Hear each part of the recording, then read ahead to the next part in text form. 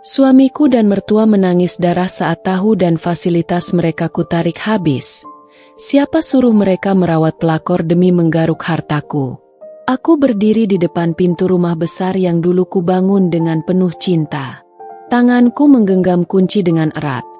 Tetapi hati ini terasa jauh lebih dingin daripada malam yang mendung di sekelilingku.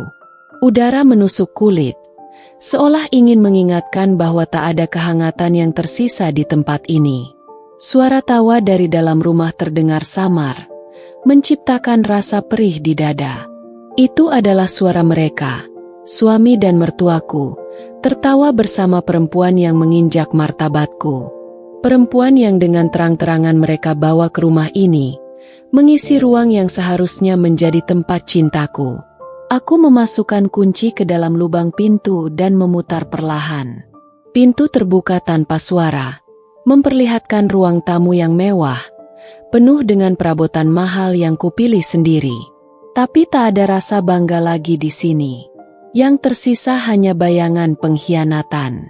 Langkahku ringan namun pasti. Mataku menangkap sosok mereka yang sedang duduk di sofa, berbincang dengan akrab. Wajah perempuan itu ceria, seperti tak ada rasa malu sedikit pun meski dia tahu aku adalah pemilik segalanya, termasuk suami yang kini dipujanya. Aku pulang, ucapku dengan nada dingin. Semua kepala menoleh ke arahku. Raut wajah suamiku berubah seketika, dari santai menjadi tegang. Mertuaku mencoba tersenyum, tetapi senyumnya terlihat kaku. Sedangkan perempuan itu, dia hanya menatapku dengan tatapan penuh kemenangan. "Sayang, kamu gak bilang mau pulang malam ini?" ujar suamiku gugup, mencoba berdiri. "Aku harus bilang? Sejak kapan aku perlu izin untuk pulang ke rumahku sendiri?" Aku menatapnya tajam, membuat langkahnya terhenti. "Kamu kenapa bicara begitu? Ini kan rumah kita." Mertuaku menyela, mencoba meredakan suasana. Aku mendekat, berdiri di depan mereka dengan tangan terlipat di dada. "Rumah kita? Sejak kapan kalian merasa memiliki sesuatu yang dibangun dari kerja kerasku?" Perempuan itu, yang tampak masih tenang, menyisipkan rambutnya ke belakang telinga dengan angkuh. "Maaf. Kalau saya tahu Anda akan datang, saya tidak akan mampir." Aku tertawa kecil, dingin, penuh ejekan. "Mampir? Sejak kapan orang yang hanya mampir bisa tinggal di sini selama berminggu-minggu, memakai barang-barangku, tidur di kamarku, dan makan dari uangku?" "Sayang, aku bisa jelaskan semuanya. Ini tidak seperti yang kamu pikirkan." Suamiku mencoba mendekat, tetapi aku mengangkat tangan, menghentikannya. "Tidak perlu. Aku sudah tahu semuanya. Tentang dia. Tentang bagaimana kalian bersekongkol untuk memanfaatkan hartaku. Aku tahu semuanya. Jadi, tak usah repot-repot berbohong lagi." Mertuaku berdiri, wajahnya merah padam. "Kamu jangan berkata seperti itu. Kami tidak pernah memanfaatkanmu." Aku mengeluarkan ponsel dari saku dan menunjukkan layar yang berisi bukti transfer uang yang kutemukan beberapa hari lalu. "Lalu ini apa? Uang yang kalian ambil tanpa sepengetahuanku? Untuk apa? Untuk membiayai hidup perempuan ini?" Suamiku terdiam. Mertuaku mencoba merebut ponsel itu, tetapi aku menariknya kembali. "Kalian pikir aku bodoh? Kalian pikir aku akan terus membiarkan ini terjadi? Aku bukan perempuan yang mudah diinjak-injak." Perempuan itu berdiri, menatapku dengan wajah yang penuh kepura-puraan. "Saya rasa Anda terlalu berlebihan. Saya tidak pernah meminta uang Anda. Saya hanya di sini karena cinta." "Cinta?" Aku mendekat, menatap matanya langsung. Cinta tidak memerlukan pembiayaan dari istri orang lain. Cinta tidak hidup di atas pengkhianatan. Jadi, jangan bicara soal cinta di depan wajahku. Suamiku mencoba menyela lagi, tetapi aku mengangkat tangan untuk menghentikannya. Aku sudah cukup bersabar. Mulai malam ini, semuanya berakhir. Aku akan menarik semua yang kalian nikmati dari hasil kerjaku. Mobil, kartu kredit, bahkan rumah ini. Aku sudah mengurus semuanya dengan pengacara. Mereka semua terkejut. Wajah suamiku memucat. Mertuaku mulai tergagap. Sementara perempuan itu terlihat tak percaya. Aku menikmati detik-detik keheningan mereka, seperti kemenangan kecil setelah luka besar yang mereka berikan padaku. Apa yang akan terjadi pada kami kalau kamu melakukan ini? Suara mertuaku pecah, terdengar memohon. Itu bukan urusanku, jawabku tegas. Kalian yang memilih jalan ini, jadi kalian harus terima konsekuensinya. Aku berbalik, berjalan menuju pintu, meninggalkan mereka yang masih membeku di tempatnya. Tapi sebelum aku melangkah keluar, aku berhenti sejenak dan berkata tanpa menoleh. Nikmati malam ini, karena mulai besok, hidup kalian akan berubah selamanya. Aku selalu percaya bahwa pernikahan adalah sebuah anugerah. Di altar gereja 3 tahun lalu, aku berdiri dengan gaun putih bersih, memegang buket bunga lili yang harum, dan menatap pria yang bersumpah untuk mencintaiku seumur hidupnya. Dion, suamiku, adalah segalanya yang pernah aku inginkan. Dia tampak sederhana, penuh perhatian, dan selalu bisa membuatku tersenyum, meskipun hidup tak selalu mudah. Aku lahir dari keluarga yang berkecukupan. Ayahku seorang pengusaha sukses, sementara ibuku adalah seorang dosen yang dihormati. Mereka membesarkan aku dan adikku dengan nilai-nilai kerja keras, disiplin, dan tanggung jawab. Ketika aku memutuskan untuk menikah dengan Dion, seorang pria biasa yang bekerja sebagai karyawan di sebuah perusahaan kecil, keluargaku sempat ragu. "Kamu yakin, Naila?"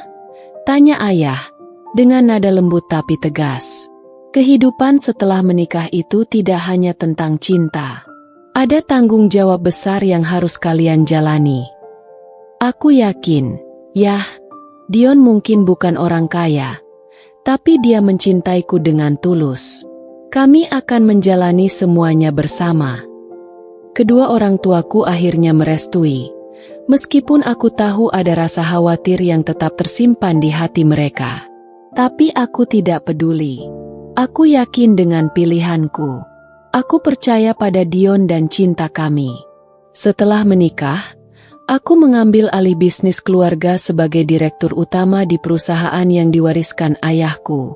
Aku bekerja keras, seringkali mengorbankan waktu tidur dan hiburan, untuk memastikan perusahaan tetap berkembang. Sementara itu, Dion memutuskan berhenti dari pekerjaannya dan membantu mengurus rumah. Keputusan itu awalnya kuanggap bijak, mengingat kami belum memiliki anak, dan aku bisa fokus pada karierku. Hubungan kami awalnya berjalan mulus. Dion adalah suami yang penuh perhatian, selalu mendukungku di setiap langkah. Dia tidak pernah mengeluh, meskipun kehidupannya berubah drastis dari pekerja menjadi seorang suami rumah tangga. Aku, di sisi lain, merasa bangga karena bisa memberikan yang terbaik untuk keluarga kecil kami. Namun, segalanya mulai berubah ketika ibu mertuaku, Bu Ratna, memutuskan untuk tinggal bersama kami setelah ayah mertua meninggal. Aku tidak keberatan. Dion adalah anak satu-satunya, dan aku tahu dia sangat mencintai ibunya. Aku berusaha sebaik mungkin menjadi menantu yang baik. Aku akan membantu mengurus rumah. "Nak, kamu fokus saja bekerja," ujar Bu Ratna suatu hari, dengan senyumnya yang ramah. Awalnya, aku merasa lega. Kehadiran Bu Ratna membuat beban pekerjaan rumah tangga sedikit lebih ringan. Tapi perlahan, aku mulai merasakan sesuatu yang ganjil. Bu Ratna sering ikut campur dalam keputusan-keputusan kecil, mulai dari dekorasi rumah hingga pengaturan keuangan. "Uang belanja ini sepertinya kurang, Naila," ujarnya suatu pagi sambil meletakkan daftar belanja di depanku. Aku hanya tersenyum. "Baik, Bu. Saya tambahkan, ya. Aku tidak pernah mempermasalahkan uang. Bagianku adalah bekerja keras, dan aku ingin memastikan keluargaku hidup nyaman. Tapi lama-kelamaan, jumlah yang diminta semakin besar, dan aku mulai merasa ada yang tidak beres. Kemudian, aku mulai memperhatikan perubahan pada Dion. Dia sering pulang larut malam dengan alasan bertemu teman-temannya. Sikapnya yang dulu penuh perhatian perlahan memudar. Dia lebih sering sibuk dengan ponselnya, bahkan ketika aku di rumah. Ketika aku mencoba membicarakan hal ini, dia selalu punya alasan. Aku hanya butuh waktu untuk diri sendiri. Kamu sibuk bekerja, dan aku juga ingin punya kehidupan di luar rumah. Aku mencoba memahami. Aku tidak ingin menjadi istri yang mengekang. Tapi ada sesuatu yang terus mengusikku. Seperti duri kecil yang tak terlihat namun terasa menyakitkan. Aku mencoba mengabaikannya, berharap semua ini hanya perasaan sesaat. Namun, segalanya mencapai puncaknya ketika aku menemukan sesuatu yang menghancurkan hatiku. Aku tak pernah menyangka bahwa rutinitas yang dulu terasa begitu damai perlahan berubah menjadi sesuatu yang asing. Pagi hari yang seharusnya menjadi momen kebersamaan sebelum aku berangkat kerja mulai terasa dingin. Dion tidak lagi menyambutku dengan senyuman atau ciuman selamat pagi seperti dulu. Ia lebih sering duduk di sofa, memainkan ponselnya, atau sibuk berbincang dengan ibunya, Bu Ratna. Awalnya, aku berpikir mungkin Dion sedang menghadapi tekanan atau kejenuhan. Aku mencoba menyesuaikan diri, berusaha hadir lebih sering di rumah meski pekerjaan menuntut banyak waktu. Tapi entah kenapa, setiap kali aku mencoba mendekat, Dion justru terasa semakin menjauh. Hari-hari terus berlalu, dan aku mulai memperhatikan hal-hal kecil yang membuatku gelisah. Pakaian Dion yang tiba-tiba lebih rapi setiap kali keluar rumah, aroma parfum yang berbeda saat ia pulang, atau panggilan telepon yang selalu dijawab dengan nada bisik-bisik. Aku mencoba untuk tidak berpikir buruk. Aku percaya padanya, seperti yang selalu kulakukan sejak kami menikah. Namun, satu malam segalanya berubah. Aku sedang bekerja lembur di kantor ketika ponselku bergetar. Sebuah pesan masuk dari nomor tak dikenal. Mbak Naila, maaf kalau pesan ini mengganggu. Tapi saya pikir Anda perlu tahu sesuatu. Suami Anda sering terlihat bersama perempuan lain di kafe tempat saya bekerja. Hatiku berdegup kencang membaca pesan itu. Aku mencoba mengabaikannya, berpikir mungkin ini hanya orang iseng yang ingin merusak rumah tanggaku. Namun, rasa penasaran tak bisa kutahan. Aku membalas pesan itu, bertanya lebih jauh. Dan yang kudapatkan hanyalah detail-detail yang membuatku semakin gelisah. Aku pulang malam itu dengan kepala penuh tanda tanya. Dion sudah tidur ketika aku tiba di rumah, tapi ponselnya tergeletak di meja samping tempat tidur. Biasanya aku tidak pernah menyentuh barang-barangnya tanpa izin, tapi kali ini aku merasa harus melakukannya. Tanganku gemetar saat membuka ponselnya. Awalnya, aku tidak menemukan apa-apa, tapi ketika membuka galeri foto, aku terdiam. Ada foto Dion bersama seorang perempuan muda. Mereka duduk berdekatan di sebuah kafe, dengan senyum yang tak bisa kupahami. Perutku terasa mual. Aku memejamkan mata, mencoba menenangkan diri, tapi tangisku mulai pecah tanpa bisa kubendung. Aku menatap wajah Dion yang tertidur lelap, merasa seolah dunia yang kubangun dengan susah payah runtuh seketika. Paginya, aku mencoba mengonfrontasi Dion dengan tenang. Aku tidak ingin membuat keributan tanpa mendengar penjelasannya terlebih dahulu. Dion, aku ingin tanya sesuatu, ucapku saat kami duduk di meja makan. Dia menatapku, terlihat bingung. Apa? Siapa perempuan itu? Tanyaku sambil menunjukkan foto di ponselnya, wajahnya berubah pucat. Dia mencoba meraih ponselnya, tapi aku menariknya kembali. Jelaskan, Dion. Itu cuma teman, Naila. Gak ada apa-apa di antara kami, ujarnya tergesa-gesa. Teman? Tapi kenapa kamu gak pernah cerita soal dia? Dan kenapa kalian terlihat begitu dekat? Dia menggeleng, suaranya meninggi. Aku gak perlu melaporkan semua hal kecil dalam hidupku ke kamu, kan? Kamu juga sibuk dengan pekerjaanmu. Aku cuma mencari hiburan. Itu gak berarti apa-apa. Aku terdiam. Kalimat itu menusuk lebih dalam daripada yang pernah kubayangkan. Sejak kapan pernikahan ini menjadi sedingin ini? Aku mencoba berbicara dengan Bu Ratna tentang situasi ini, berharap mendapatkan nasihat atau setidaknya dukungan. Tapi jawaban yang kudapat justru membuatku semakin terpojok. Dion itu laki-laki, Naila. Wajar kalau dia butuh teman. Kamu sendiri yang terlalu sibuk bekerja. Kalau kamu lebih sering di rumah, mungkin dia nggak perlu mencari perhatian di tempat lain, ucapnya tanpa ragu. Aku menatap Bu Ratna, merasa sulit percaya pada apa yang baru saja ku dengar. Ibu serius? Jadi, menurut ibu, ini salahku? Dia mengangkat bahu. Aku hanya mengatakan yang sebenarnya. Kamu memang terlalu sibuk dengan urusan kantor. Dion itu butuh kasih sayang juga, Nai. Malam itu, aku duduk sendirian di ruang kerja, memikirkan semua yang telah terjadi. Perasaanku campur aduk antara marah, sedih, dan bingung. Aku ingin mempercayai Dion, tapi semua tanda-tanda yang ada membuatku sulit untuk tetap bertahan. Hari-hari berikutnya menjadi semakin berat. Aku mulai menyadari bahwa perempuan yang kuduga hanya sekadar teman, itu sering datang ke rumah saat aku tidak ada.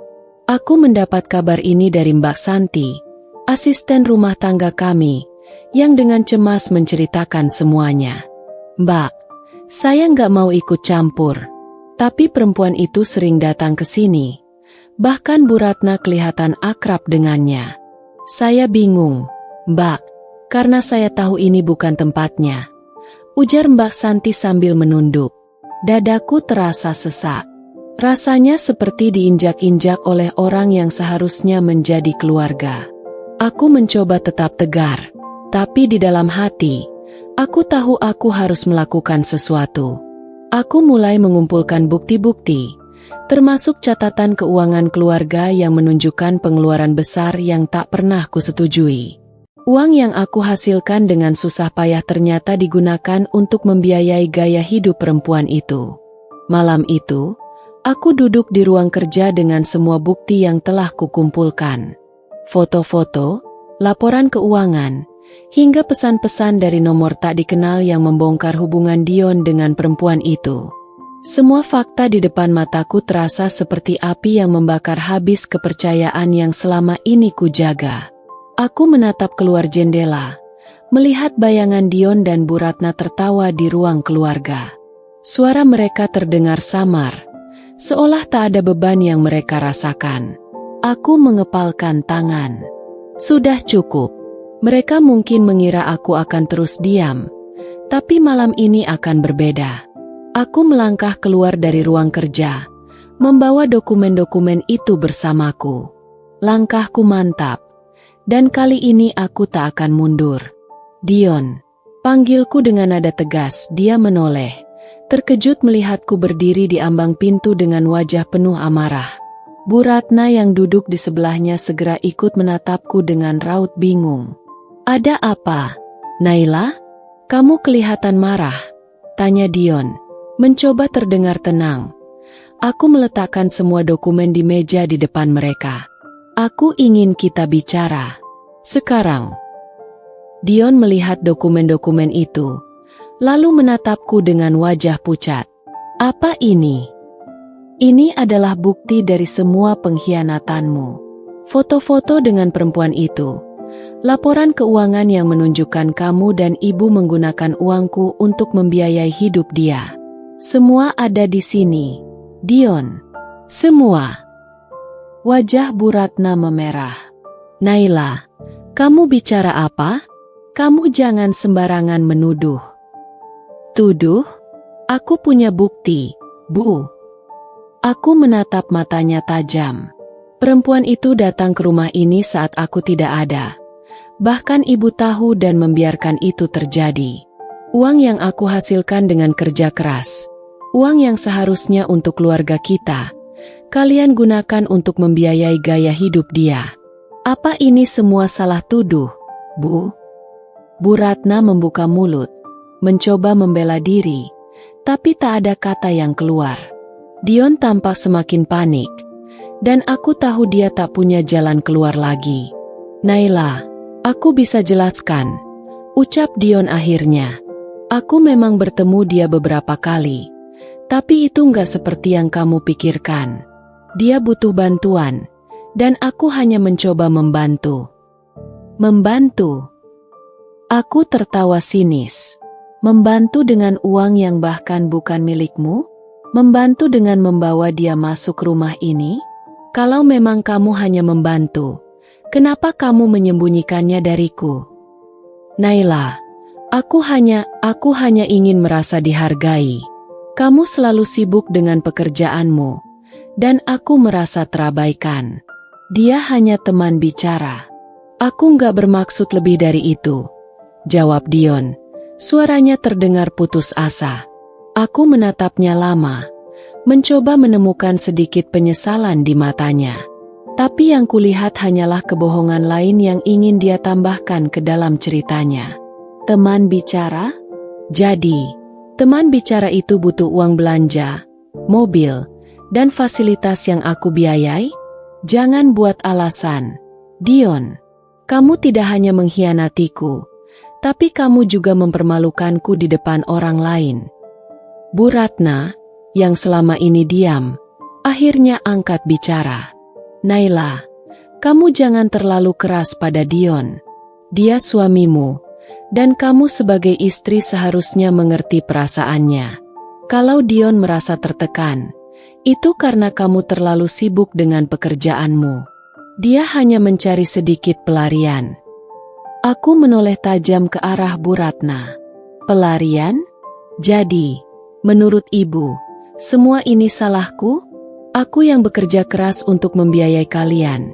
Aku yang mengorbankan waktu dan tenagaku demi keluarga ini. Dan sekarang aku disalahkan? Kalau aku tidak bekerja, dari mana kalian akan hidup? Dari mana kalian akan dapat semua kenyamanan ini? Bu Ratna terdiam, tapi raut wajahnya menunjukkan bahwa dia tidak merasa bersalah sama sekali. Malam itu, amarahku mencapai puncaknya. Aku memutuskan untuk membuat keputusan besar. Mulai besok, semua yang kalian nikmati dari hasil kerjaku akan berhenti. Kartu kredit kalian akan aku tutup. Mobil yang kalian pakai akan aku ambil kembali. Dan rumah ini, kalian akan keluar dari sini. Dion berdiri, wajahnya penuh ketakutan. Naila, kamu nggak bisa melakukan ini. Ini rumah kita. Tidak, Dion, ini rumahku. Semua yang ada di sini adalah hasil dari kerja kerasku. Kamu tidak punya hak untuk mengatakan ini milikmu. Bu Ratna mulai menangis, mencoba memohon. Naila, jangan seperti ini. Kami keluarga, kan? Kita bisa bicarakan ini baik-baik. Aku menggeleng. Keluarga? Keluarga tidak saling mengkhianati. Keluarga tidak mengambil apa yang bukan miliknya. Aku sudah cukup bersabar, tapi kesabaranku sudah habis. Aku berbalik, meninggalkan mereka yang masih terdiam di ruang keluarga. Malam itu, aku tidur dengan perasaan lega sekaligus perih. Aku tahu keputusan ini akan mengubah segalanya. Tapi aku tidak punya pilihan lain. Aku tidak akan membiarkan diriku terus diinjak-injak oleh orang yang seharusnya melindungiku. Cerita dapat dilanjutkan dengan detail bagaimana Naila benar-benar melaksanakan keputusannya dan dampak besar yang terjadi pada Dion, Bu Ratna, dan perempuan tersebut. Jika Anda ingin, Saya dapat memperpanjang dan memperdalam konflik serta memberikan lebih banyak emosi pada setiap karakter. Beritahu saya. Pagi itu, aku bangun lebih awal. Rasanya aneh. Setelah malam penuh tangis dan kemarahan, aku merasa lebih ringan. Aku tidak lagi terbebani oleh kebohongan yang selama ini mereka tutupi. Di meja kerjaku, aku menyiapkan dokumen-dokumen penting untuk langkah berikutnya. Penutupan rekening bersama, pembatalan akses kartu kredit, dan pemberitahuan kepada pihak bank tentang hak penuhku atas aset-aset yang selama ini digunakan Dion dan Bu Ratna. Saat aku sedang menelpon pengacara untuk berkonsultasi, Dion mengetuk pintu ruang kerjaku. Wajahnya terlihat kusut, seperti seseorang yang baru saja dihantam kenyataan pahit. Naila, aku mohon, kita bisa bicarakan ini lagi. Jangan seperti ini, ucapnya dengan nada memelas. Aku menatapnya dingin. Tak ada lagi rasa kasih yang dulu selalu kurasakan setiap kali melihatnya. Apa yang mau kita bicarakan, Dion? Bukankah semua sudah jelas? Kamu mengkhianatiku. Ibumu mendukungmu. Dan sekarang, kalian ingin aku pura-pura tidak tahu.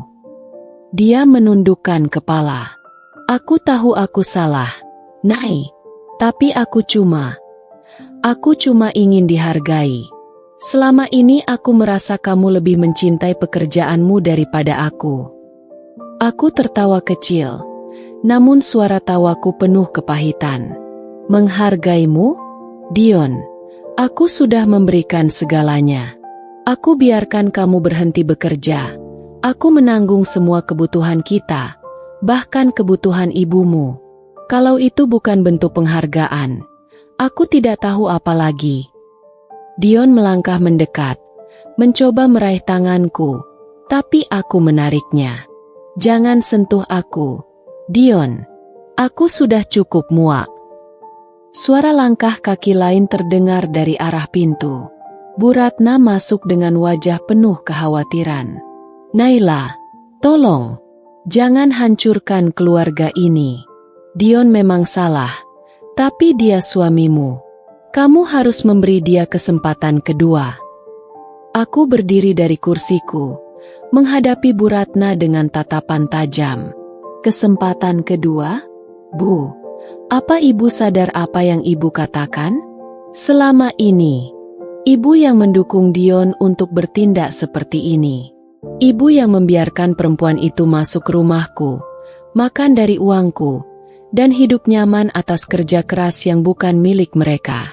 Dan sekarang ibu minta aku memaafkan semuanya. Bu Ratna mulai menangis. Suaranya parau. Naila, kamu terlalu keras. Kamu tahu sendiri hidup Dion tidak mudah. Dia hanya mencari kenyamanan karena merasa kamu terlalu sibuk untuknya. Aku tersenyum sinis. Rasa marahku kembali membuncah. Kalau Dion merasa tidak nyaman, dia bisa pergi dari awal. Tidak perlu mencuri apa yang bukan miliknya. Dan ibu, sebagai seorang ibu, bukannya meluruskan anak ibu, malah mendukung kebohongannya. Luar biasa sekali kalian ini. Aku berjalan melewati mereka, menuju dapur untuk mengambil segelas air. Hatiku terasa sesak, bukan karena kehilangan mereka, tapi karena kecewa pada diriku sendiri yang selama ini terlalu buta oleh cinta. Dion mengikutiku, kali ini dengan nada suara yang lebih tinggi. Naila, kamu tahu nggak kalau kamu sebenarnya juga salah? Kamu terlalu sibuk dengan dunia kamu sendiri. Kamu nggak pernah ada buat aku. Jadi jangan sok suci di sini. Aku berhenti di tengah langkahku, berbalik, dan menatapnya tajam. Sibuk? Ya, aku sibuk. Dion, aku sibuk bekerja untuk memberikan hidup yang layak buat kita semua. Kalau kamu merasa aku kurang ada untukmu, kenapa kamu tidak bicara? Kenapa kamu memilih cara ini? Mengkhianatiku, merusak kepercayaan yang kita bangun? Dan sekarang kamu malah menyalahkanku? Hebat sekali. Dion terdiam, tak bisa membalas. Aku melanjutkan dengan nada dingin. Aku tidak akan berubah pikiran. Mulai hari ini, kalian berdua harus keluar dari rumah ini. Aku akan memberimu waktu 3 hari untuk mencari tempat tinggal lain. Setelah itu, aku tidak ingin melihat wajah kalian lagi. Bu Ratna jatuh terduduk di kursi, menangis terseduh-seduh. Naila, ibu mohon. Ibu tidak punya tempat lain. Tolong, jangan usir kami. Tangisannya tidak lagi membuatku tersentuh. Selama ini, aku telah memberikan segalanya tanpa meminta balasan. Namun, mereka membalasnya dengan penghinaan. Ibu punya anak yang ibu bela mati-matian. Minta Dion bertanggung jawab atas hidupnya dan hidup ibu. Aku sudah cukup berbuat baik. Malam itu, aku menghubungi Mbak Santi, memberitahunya untuk mengambil libur panjang. Aku tidak ingin dia terjebak dalam drama ini. Aku juga mengirim pesan kepada beberapa rekan kerja untuk mempersiapkan diriku menghadapi konsekuensi yang mungkin terjadi. Hari-hari berikutnya, Dion dan Bu Ratna mencoba berbagai cara untuk membujukku, dari permohonan, tangisan, hingga ancaman. Tapi hatiku sudah mati rasa. Aku memutuskan bahwa ini adalah waktuku untuk berdiri tegak dan melindungi diriku sendiri. 3 hari kemudian, aku pulang dari kantor dan menemukan rumah itu kosong. Dion dan Bu Ratna sudah pergi, meninggalkan kunci rumah di meja makan bersama sebuah surat singkat dari Dion. Naila, aku minta maaf atas semua kesalahan yang telah kulakukan. Aku tahu aku tidak pantas untukmu. Dan aku tidak bisa mengubah apa yang sudah terjadi. Semoga kamu bahagia tanpa kami.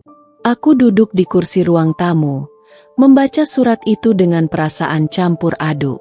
Tidak ada kebahagiaan atau kepuasan dalam kepergian mereka. Hanya kehampaan yang perlahan menggantikan luka di hatiku. Berikut kelanjutan ceritanya dengan emosi yang semakin mendalam. Seminggu setelah kepergian Dion dan Bu Ratna, rumahku terasa sunyi. Tidak ada lagi suara percakapan di ruang keluarga atau gelak tawa palsu yang selalu mereka tunjukkan di depanku. Namun, keheningan ini, meskipun menyakitkan, justru memberiku ruang untuk bernapas. Aku memutuskan untuk fokus pada diriku sendiri. Rutinitasku berubah. Pagi-pagi, aku mulai berolahraga di halaman rumah, menikmati udara segar yang dulu tak pernah kurasakan karena selalu terburu-buru ke kantor. Aku juga kembali membaca buku-buku yang sudah lama kutinggalkan. Rasanya seperti menemukan bagian diriku yang hilang selama bertahun-tahun. Namun, tidak semua hari terasa ringan. Malam-malam tertentu, aku terbangun dengan perasaan sepi yang menusuk. Bayangan Dion dan semua kenangan kami bersama terus menghantui. Aku sering bertanya-tanya, apa yang salah dalam pernikahan kami? Apakah aku benar-benar terlalu sibuk? Apakah aku tidak cukup mencintainya? Tapi setiap kali pikiran itu muncul, aku selalu mengingat apa yang telah mereka lakukan. Mereka tidak hanya mengkhianatiku, tetapi juga mengambil keuntungan dari kebaikanku. Rasa sakit itu, meskipun perlahan memudar, tetap menjadi pengingat bahwa aku tidak boleh membiarkan diriku jatuh lagi.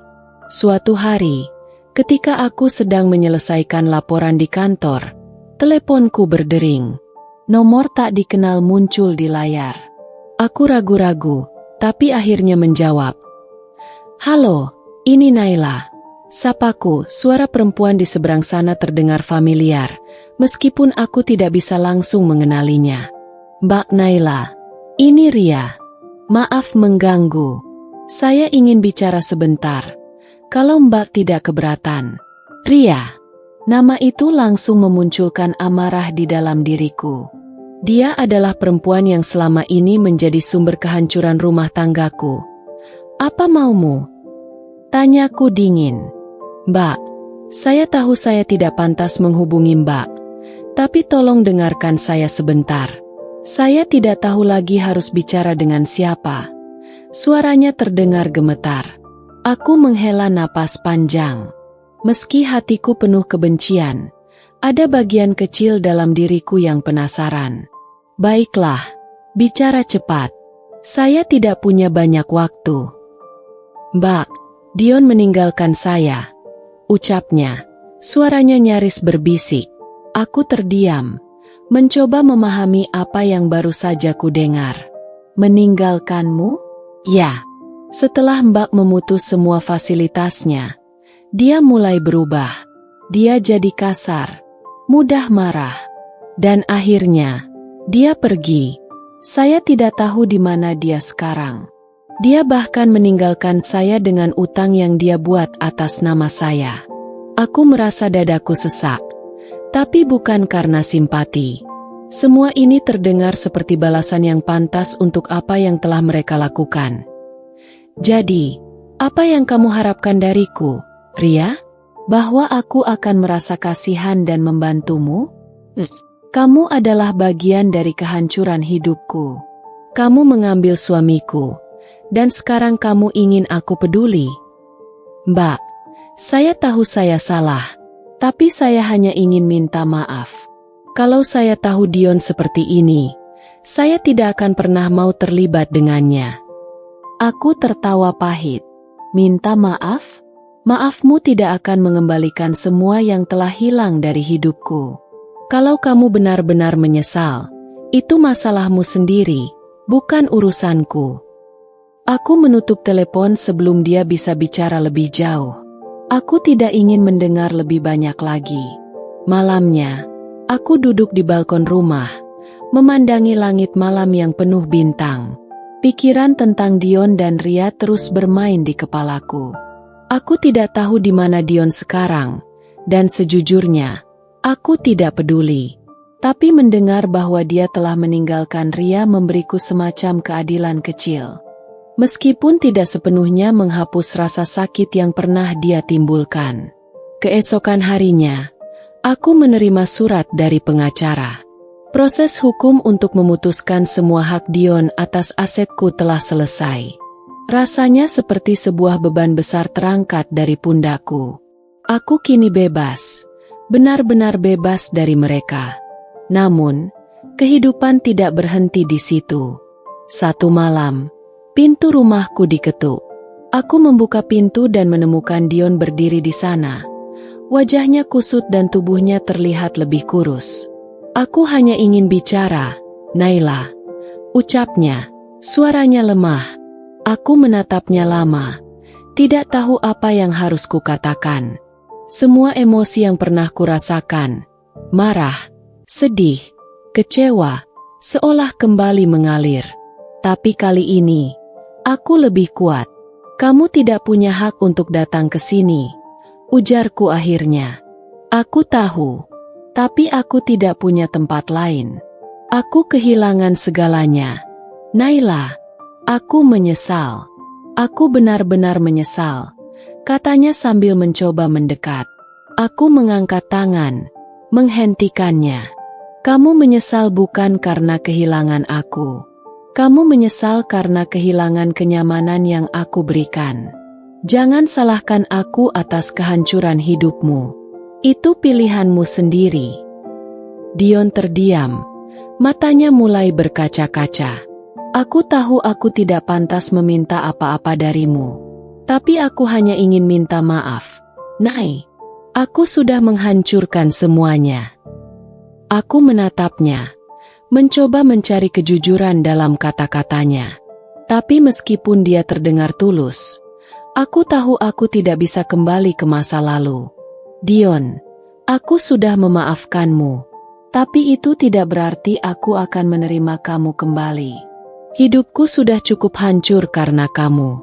Aku tidak akan memberimu kesempatan untuk melakukannya lagi.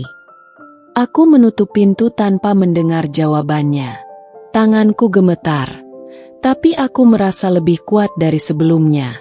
Ini adalah awal baru untukku, dan aku tidak akan membiarkan siapapun menghancurkannya lagi. Malam itu, setelah aku menutup pintu di hadapan Dion, aku berdiri lama di ruang tamu. Perasaanku campur aduk, lega karena aku telah menolak Dion, tetapi juga ada perasaan aneh yang sulit kujelaskan. Aku tahu aku telah melakukan hal yang benar, tetapi melihatnya dalam kondisi seperti itu membuat hatiku terasa sedikit perih. Hari-hari berikutnya berlalu tanpa kabar lagi dari Dion. Aku mencoba fokus pada hidupku sendiri, tetapi kenangan masa lalu terus muncul, terutama saat aku melihat sudut-sudut rumah yang penuh dengan jejak kebersamaan kami dulu. Aku bertanya-tanya, apa yang sebenarnya dia pikirkan selama ini? Bagaimana dia bisa menghancurkan semuanya dengan begitu mudah? Suatu sore, saat aku baru pulang dari kantor, seorang tetangga mengetuk pintuku. "Naila, maaf mengganggu. Tadi saya lihat seseorang duduk di depan taman dekat rumahmu. Sepertinya dia suamimu. Dia terlihat tidak baik. Mungkin kamu perlu melihatnya." Aku menghela napas panjang, merasa lelah dengan situasi ini. Tetapi rasa ingin tahuku menang. Aku mengambil jaket dan berjalan ke arah taman.